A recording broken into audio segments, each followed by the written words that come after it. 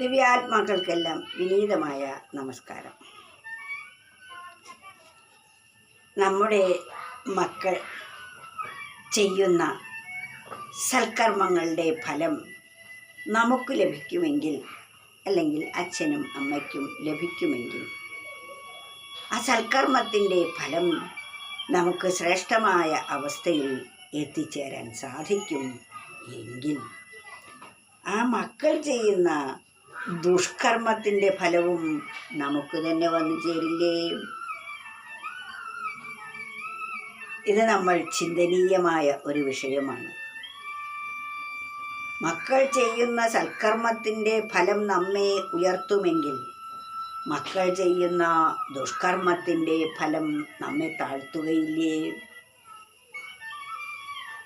അങ്ങനെ ഒരു ശാസ്ത്രവും വിധിച്ചിട്ടില്ല. താൻ നിരന്തരം ചെയ്യുന്ന കർമ്മങ്ങൾ താൻ അനുഭവിച്ചിടുകയെന്നേ വരൂ എന്നല്ലേ? അവനവൻ ചെയ്യുന്ന കർമ്മത്തിൻ്റെ ഫലമാണ് അവനവൻ അനുഭവിക്കുന്നത്. സൽക്കർമ്മം ചെയ്യുന്ന ഒരു പുത്രൻ, ആ സൽക്കർമ്മത്തിൻ്റെ ഫലം ആ പുത്രൻ അനുഭവിക്കുന്നു. ദുഷ്കർമ്മത്തിൻ്റെ ഫലവും ആ ചെയ്ത വ്യക്തി തന്നെ അനുഭവിക്കും.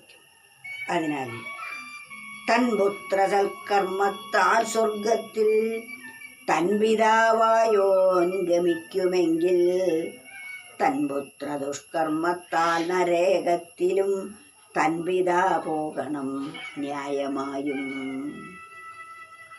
ഇതൊരു യുക്തി ചിന്തയല്ലേ? ഒന്ന് ആലോചിച്ച് നോക്കൂ.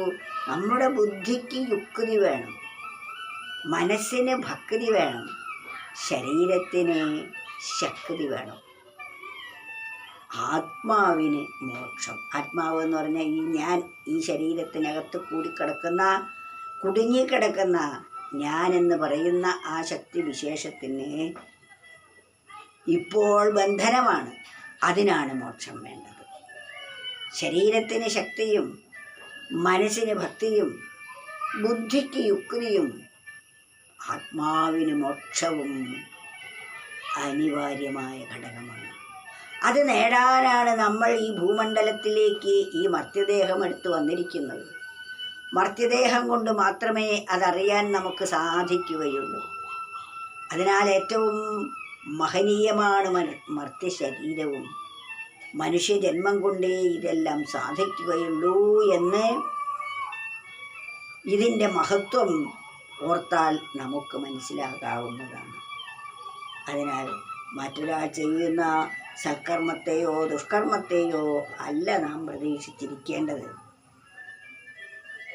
മറ്റുള്ളവർക്ക് വേണ്ടി നമുക്ക് പ്രാർത്ഥിക്കുകയും സൽക്കർമ്മം ചെയ്യുകയും ചെയ്യാം. അതിൻ്റെ ഫലം നമുക്ക് തന്നെയായിരിക്കും ലഭിക്കുന്നത്.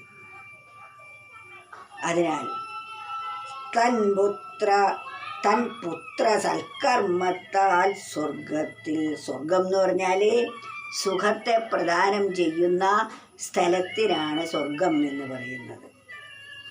തൻ്റെ പുത്രൻ്റെ സൽക്കർമ്മം കൊണ്ട് ഒരു പിതാവോ അല്ലെങ്കിൽ മാതാവും പിതാവും സ്വർഗത്തിൽ ഗമിക്കുമെങ്കിൽ, തൻ പിതാവായോൻ ഗമിക്കുമെങ്കിൽ, തൻ പുത്ര സൽക്കർമ്മത്താൽ സ്വർഗത്തിൽ തൻ പിതാവായോൻ ഗമിക്കുമെങ്കിൽ, സൽക്കർമ്മം കൊണ്ട് സ്വർഗത്തിലാണ് പോകുന്നതെങ്കിൽ, തൻ പുത്ര ദുഷ്കർമ്മത്താൽ നരകത്തിലും, തൻ പുത്ര ദുഷ്കർമ്മത്താൽ നരകത്തിലും തൻ പിതാ പോകണം ന്യായമായും. സൽക്കർമ്മം കൊണ്ട് നമ്മൾ സ്വർഗത്തിലെത്തുമെങ്കിൽ, അതായത് മക്കൾ ചെയ്ത സൽക്കർമ്മം കൊണ്ട് പിതാവിനോ മാതാവിനോ സ്വർഗത്തിലെത്തുമെങ്കിൽ, മക്കൾ ചെയ്യുന്ന ദുഷ്കർമ്മം കൊണ്ട് നരകത്തിലും പോവേണ്ടതല്ലേ? അങ്ങനെ ഒരു വിധി ഇല്ല. അതിനാൽ വളരെ ശ്രദ്ധയോടുകൂടി വേണം നമ്മൾ ഇതെല്ലാം മനസ്സിലാക്കാൻ. ഇനി എന്തിനു വേണ്ടിയാണ് മക്കൾ വേണമെന്ന് പറയുന്നത്? ഉന്നാകമാകുന്ന നരകത്തിൽ നിന്നും മോചിപ്പിക്കാൻ മക്കൾ വേണം എന്ന് പറഞ്ഞാലേ മക്കളുണ്ടാകാൻ നമ്മൾ നിന്നു കൊടുക്കുകയുള്ളൂ.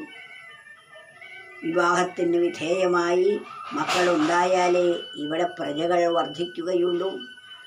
സൂക്ഷ്മമണ്ഡലത്തിൽ എത്രയെത്രയോ ജീവന്മാർ ശരീരം കിട്ടാൻ വേണ്ടി കാത്തിരിക്കുന്നു.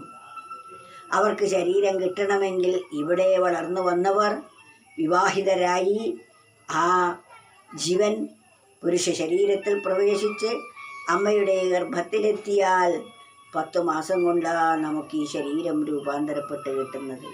അതിനച്ഛനും അമ്മയ്ക്കും അവിടെ വിവാഹം എന്ന് തോന്നൽ വേണ്ടേ?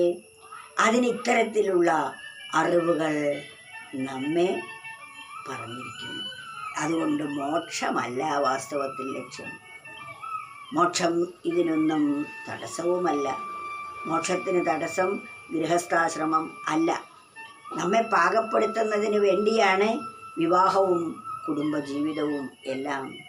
അതിലൂടെ പാകം വന്ന ജീവനാണ് ഈശ്വര ആശ്രയവും ഈശ്വര അനുഭൂതി നേടാനുള്ള അർഹതയും നേടുന്നത്. അല്ലാതെ മറ്റൊരാൾ ചെയ്യട്ടെ എനിക്ക് സുഖിക്കാൻ എന്ന് ധരിച്ചിരിക്കുന്നത് വിഡ്ഢിത്തരമല്ലേ എന്നൊന്ന് ആലോചിച്ചു നോക്കൂ.